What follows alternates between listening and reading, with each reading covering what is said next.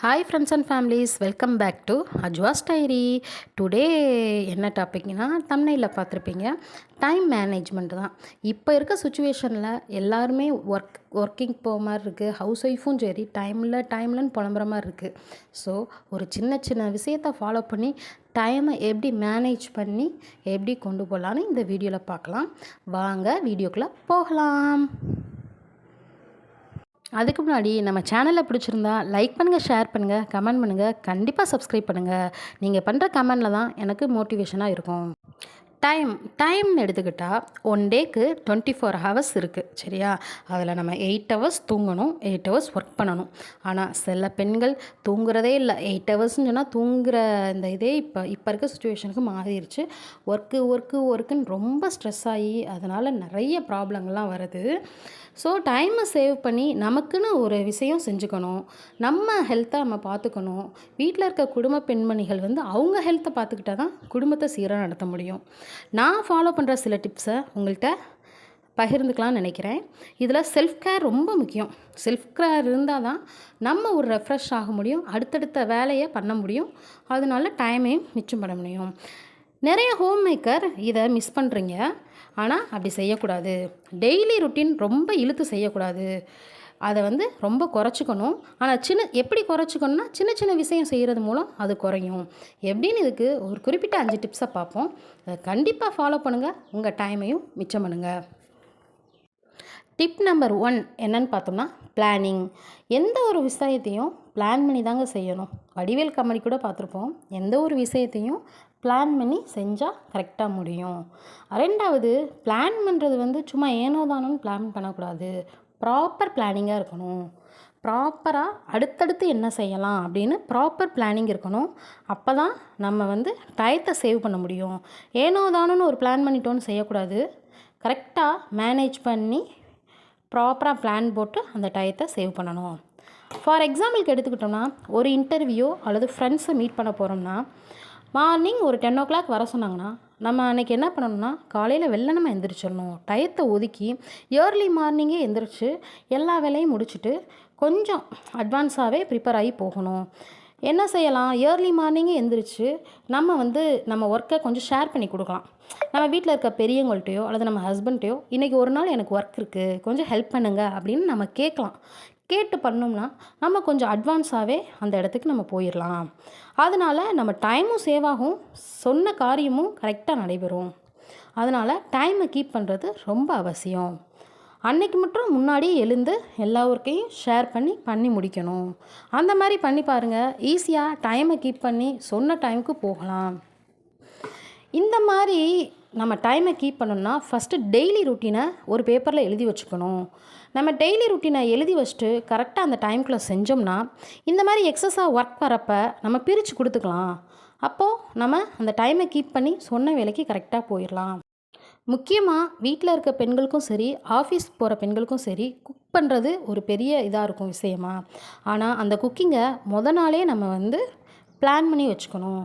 நாளைக்கு என்ன குக் பண்ணலாம் அப்படின்னு பிளான் பண்ணி அதுக்கு தேவையானதெல்லாம் சேகரித்து வச்சுக்கணும். அப்படி வச்சுக்கிட்டா காலையில் எழுந்திரிச்சோமா, ஸ்பீடாக செஞ்சு முடித்தோமா, டக்குன்னு வேலை முடிஞ்சிடும், டைமும் சேவ் ஆகும். நம்ம வேலை பார்க்குறத 3 பாயிண்ட்டாக பிரிச்சுக்குவோம். 3 பாயிண்ட்டாக பிரிச்சுக்கிட்டு டெய்லி எழுதி வச்சு இந்த மாதிரி வேலை பார்ப்போம். ஃபஸ்ட்டு முக்கியமான வேலை, அப்புறம் முக்கியமான வேலை தான் ஆனால் கட்டாயம் இல்லை. 3வது என்னென்னு பார்த்தோம்னா, முக்கியமான வேலை இல்லை, கட்டாயம் இல்லை. இதை மேனேஜ் பண்ணி தான் நம்ம ஷீட் போட்டு அன்றைய நாளை நம்ம ஓட்டணும். ஃபஸ்ட்டு முக்கியமான வேலை எடுத்துக்குவோம். முக்கியமான வேலைனா இப்போ இருக்க குடும்ப பெண்மணிகளுக்கு என்னென்னா, துணி துவைக்கணும், பாத்திரம் கழுவணும், ட்ரெஸ் வாஷ் பண்ணணும். இதெல்லாம் அடுத்தடுத்து டெய்லியும் தேவைப்படுற ஒன்று. இதெல்லாம் ஒரு முக்கியமான வேலை. ஃபஸ்ட்டு இதுக்கு ப்ரிஃபரன்ஸ் கொடுக்கணும்.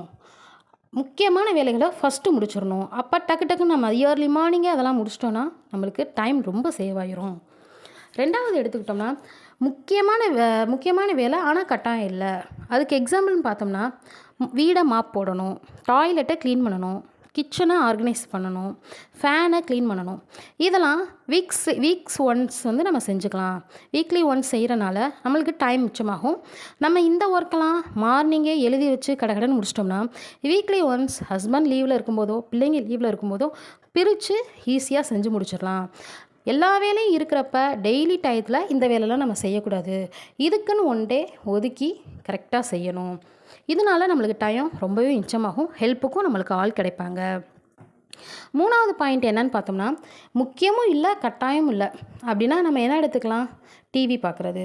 ஆனால் எல்லாரும் செய்கிறது அதான், இந்த சீரியல் விட்டால் போயிடும், அந்த சீரியல் விட்டால் போயிடும்னு சீரியலுக்கு முன்னாடி போய் ஃபஸ்ட்டு உட்காந்துருவோம். இதனால நம்ம வீட்டில் இருக்க எல்லா வேலையுமே தடைபட்டுருது.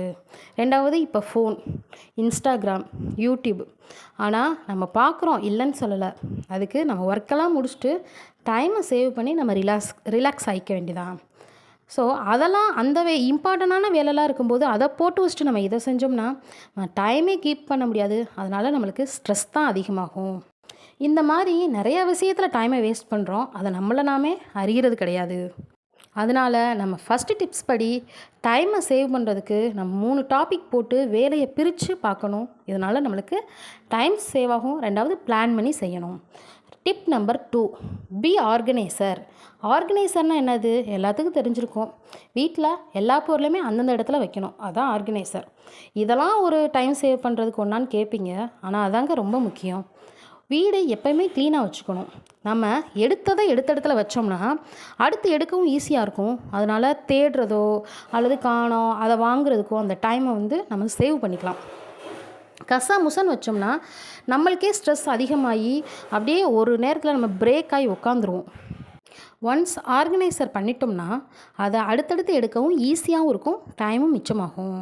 அதனால் நிறைய டைமை நம்ம சேவ் பண்ணலாம். எந்த பொருள் எடுத்தாலும் ஃபஸ்ட்டு நம்ம வைக்க கற்றுக்கணும்.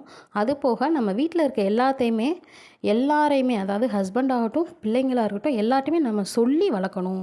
அதாவது இந்த பொருள் எடுத்தால் அதே இடத்துல வைங்க, இது இங்கே தான் இருக்குன்னு அவங்களுக்கு அந்த இதை புகுட்டணும். அப்போ தான் அவங்க நம்மளை நிற்காமல் அவங்களே அவங்க வேலையை செஞ்சுக்குவாங்க.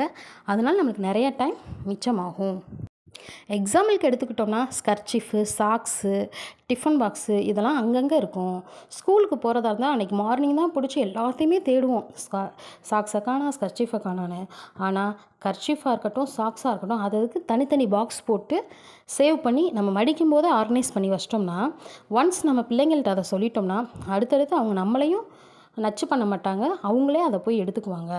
2வது ஸ்கூல் முடித்து பிள்ளைங்க வராங்கன்னா வந்தோடனே கையோடையே டிஃபன் பாக்ஸை கழுவி அதுக்குன்னு ஒரு வட்டை அல்லது அதுக்குன்னு ஒரு பாக்ஸ் வச்சு அதில் தண்ணியை வடிய வச்சு வச்சுருங்க.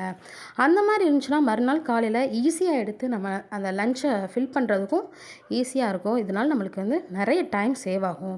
ஆனால் இப்போ இருக்க பெண்மணிகள் சரி, பிள்ளைங்களும் சரி, ஸ்கூல் விட்டு வந்தோன்னே லஞ்ச் கூட ஒரு பக்கம், பேக் ஒரு பக்கம் அப்படி போயிடுது. அதை நம்ம வீட்டில் நம்ம ஹவுஸ் ஒய்ஃப் நம்மளும் கண்டுக்கிறதில்ல. ஆனால் அப்படி செய்யக்கூடாது. நம்ம பிள்ளைங்களையே மோட்டிவேஷன் பண்ணணும். வந்தோடனே லஞ்ச் கூட எடுத்து நம்ம கிச்சன் சிங்கில் போட சொல்லி நம்ம தான் சொல்லி கொடுக்கணும். அதனால நம்மளுக்கு நிறைய டைம் சேவ் ஆகுது. சில வீட்டில் ஒரு சின்ன ஸ்கர்ச்சீஃப்காண்டி அந்த கபோர்டையே இழுத்து போட்டு தேடுவோம். அதனால் அந்த துணியை ஃபுல்லாக மடித்து வைக்கிற டைமும் வேஸ்ட்டு, இழுத்து போடுற டைம் வேஸ்ட்டு, ஸ்ட்ரெஸ்ஸும் அதிகம். அதில் இருந்தெல்லாம் இனிமேல் நம்ம மாற்றிக்கலாம். அது மாதிரி கிச்சனில் இருக்க ஒவ்வொரு பொருளையுமே லேபிள் போடணும் அல்லது ஒரு மார்க்கரை வச்சு எழுதிக்கணும். இதனால் நம்ம கிச்சனில் நம்ம ஹஸ்பண்டோ நம்ம பிள்ளைங்களோ ஒரு சின்ன காஃபி போடுறதுனா கூட அவங்களே போட்டுக்குவாங்க. ஆக்சுவலாக காஃபி எது, சுகர் எது எல்லாமே ஐடென்டிஃபை பண்ணி வச்சுக்கிட்டோம்னா நம்ம வீட்டில் ஒரு வயசு பிள்ளையோ அல்லது ஓரளவு மெச்சூர்டான பிள்ளைங்க இருந்துச்சுன்னா அவங்களே சின்ன சின்ன வேலையை பார்த்துக்குவாங்க. இதனால் நம்ம லேபிள் போட்டு வைக்கிறது ரொம்ப இம்பார்ட்டண்டான ஒன்று. இதனால் நம்மளுக்கும் டைம் சேவ் ஆகுது, நம்மளுக்கு சின்ன ஹெல்ப்புமே கிடைக்கிது. அடுத்து நம்ம வீட்டில் கை குழந்தைகள்லாம் இருந்துச்சுன்னா எடுத்து போட்டு விளாடுங்க. அப்போ நம்ம என்ன செய்யணும்னா அந்த பிள்ளைங்கள்கிட்ட சொல்லி சொல்லி வளர்க்கணும். எடுத்து போட்ட அந்த திங்ஸ் எல்லாம் திருப்பி எடுத்து வைமா, இந்த இடத்துல வை, ஒரு பாக்ஸை கொடுத்து எடுத்து வைன்னு சொல்லி கொடுக்கணும். ஃபஸ்ட் டைம் பிள்ளைங்க செய்ய மாட்டேன்னு அடம் பிடிக்குங்க. சரி, சின்ன பிள்ளை நம்ம செஞ்சுருவோன்னு செய்யக்கூடாது. ஒவ்வொரு டைமும் சொல்லி சொல்லி வளர்க்குறனால அந்த பிள்ளைங்களுக்கும் நல்ல விஷயம் கற்றுக்குங்க, நம்மளுக்கும் டைம் சேவ் ஆகும், வீடும் நீட்டாக இருக்கும். இப்படி எத்தனை பேர் செய்யாமல் இருந்தீங்களோ இன்னும் செய்ய அதை கற்றுக்குங்க. டிப் நம்பர் 3, வேலையை பிரித்து எடுத்துக்கணும். அதாவது ஒரு வீட்டில் ஹஸ்பண்டு, குழந்த, பெரியவங்க இப்படி கூட்டு குடும்பமாக இருந்தோம்னா எல்லா வேலையும் இழுத்து போட்டு நம்மளே செய்யக்கூடாது. இப்போ ஸ்கூலுக்கு கிளம்புற பிள்ளைங்க இருந்துச்சுங்கன்னா ஃபஸ்ட்டு ஹஸ்பண்ட்ட கொடுத்து பிள்ளைங்கள ஒரு குளிப்பாட்டுறது, ஒரு துவட்டிட்டு யூனிஃபார்ம் போட்டு வர்றது, அந்த வேலையை பிரித்து கொடுத்துடணும். சின்ன பிள்ளைங்களா இருந்துச்சுன்னா தூங்கி எந்திரிச்சோன்னா அந்த பாயை எடுத்து வைக்கிறது, தலகாணி எடுத்து வைக்கிறது, இந்த வேலையை கொடுக்கணும். நம்ம வீட்டில் பெரியவங்களாம் இருந்தாங்கன்னா பாவம் அவங்களால எந்திரிச்சு எந்த வேலையும் செய்ய முடியாது. உட்கார்ந்து செய்கிற சின்ன சின்ன வேலையை ஹவுஸ் ஒய்ஃபாக நம்ம தான் பிரித்து கொடுக்கணும். எக்ஸாம்பிளுக்கு எடுத்துக்கிட்டோம்னா ஒரு கீரையை ஆஞ்சு கொடுக்க சொல்லலாம், அல்லது புதினா வெட்டி கொடுக்க சொல்லலாம், காய்கறி வெட்டி கொடுக்க சொல்லலாம். லாஸ்ட்டாக ஒய்ஃபாக நம்ம குக்கிங் வேலையை மட்டும் கவனிச்சுக்கலாம். அதை விட்டுட்டு நம்மளே எல்லா வேலையும் இழுத்து போட்டு செஞ்சோம்னா இப்போ அடுப்பில் ஒரு சாப்பாடோ அல்லது ஒரு பாலோ வச்சுருப்போம், அல்லது ஒரு தோசையோ வச்சுருப்போம், கருகி போயிடும். இதனால் டைமும் வேஸ்ட்டு, பொருளும் வேஸ்ட்டு, ஸ்ட்ரெஸ்ஸும் அதிகம். இதில் இருந்தெல்லாம் முற்றிலும் குறைச்சிக்குவோம். அதனால் ஒவ்வொரு குடும்பம் பெண்மணிகளும் ஒன் டே எடுத்துக்கிட்டோம்னா சார்ட் போட்டு ஒர்க் பண்ணுங்கள். அது போக பிளான் போட்டு ஒர்க் பண்ணுங்கள். ரெண்டாவது வேலையை பிரித்து ஈஸியாக செஞ்சு முடிங்க. டிப் நம்பர் 4 என்னன்னு பார்த்தோம்னா டிஸ்ட்ராக்ஷன். டைமை டிஸ்ட்ராக்ஷன் பண்ணுறது. டிஸ்ட்ராக்ஷன்னா வேறு ஒன்றும் இல்லை, நம்ம ஒரு டைமுக்கு ஒன்று முடிக்கணும்னு பிளான் பண்ணியிருந்தோம்னா தேவையில்லாத வேறு ஏதாவது டிவி பார்க்குறது, வேறு இதில் கான்சன்ட்ரேஷனை செலுத்திட்டு நம்ம முடிக்கணும்னு நினைக்கிற வேலையை முடிக்க முடியாமல் போயிடும். அதனால நம்மளுக்கு நிறைய டைம் வேஸ்ட் ஆகும். அதை இப்போ இருக்க சுச்சுவேஷனில் நம்ம எல்லாருமே செய்கிறோம். யூஸ்வலாக நானும் அதை செஞ்சவன் தான். ஸோ அந்த டிஸ்ட்ராக்ஷன்லேருந்து நம்ம ஃபஸ்ட்டு வெளியில் வரணும். நம்ம ஒரு வேலையை ஃபிக்ஸ் பண்ணி வச்சுருந்தோம்னா அந்த வேலையை முடிக்கிற வரையும் நம்ம ஒரு ஃபோனையும் எடுக்கக்கூடாது, டிவியையும் பார்க்கக்கூடாது, சோசியல் மீடியாக்குள்ளேயும் போயிடக்கூடாது. நம்ம சும்மா டிவியை பார்த்துட்டு வேலை பண்ணுவோன்னு டிவியை போடுவோம். ஆனால் நம்மளையே அறியாமல் நம்மளுக்கு நல்லா பிடிச்ச பாட்டோ நல்ல சீரியலாக ஓடும்போது வேலையை நிப்பாட்டிட்டு நம்ம இதுக்கு இம்பார்ட்டன்ட் கொடுப்போம். அதனால நம்ம ஃபிக்ஸ் பண்ணி வச்சுருக்க வேலை அப்படியே தடைபட்டுரும்.